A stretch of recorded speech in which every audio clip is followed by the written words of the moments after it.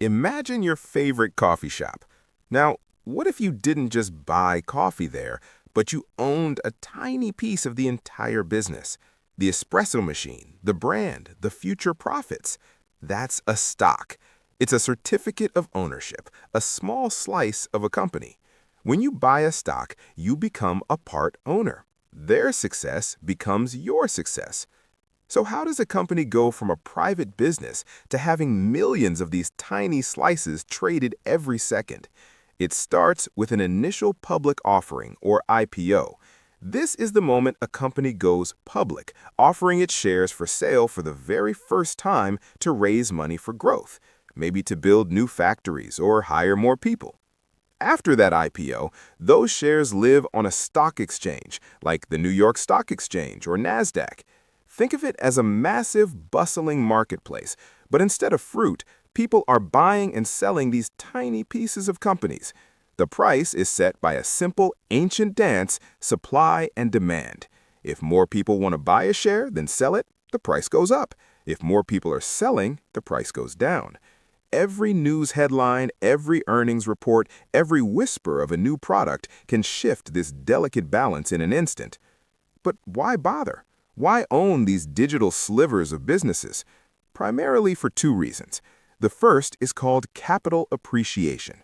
You buy a share for $10, the company innovates and grows, and suddenly that share is worth $20.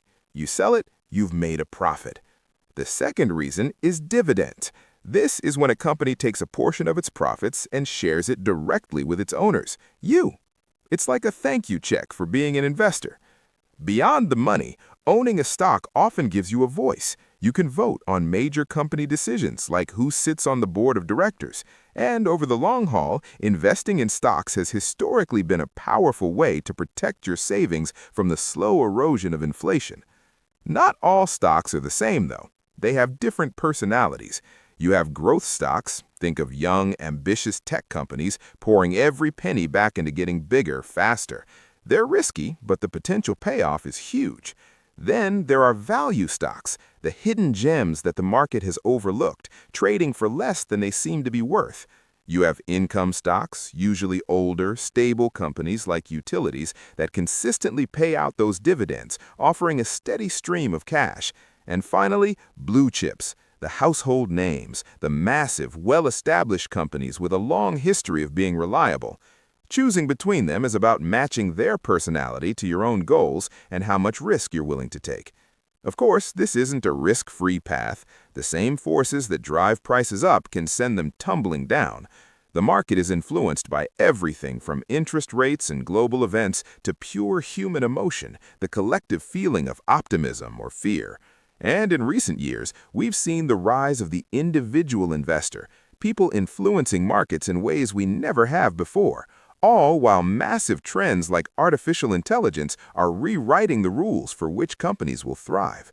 Ultimately, a stock is more than a number blinking on a screen. It's a stake in an idea. It's a bet on a team. It's a direct line connecting your financial future to the innovation and growth happening all around the world. It's your chance to own a piece of tomorrow.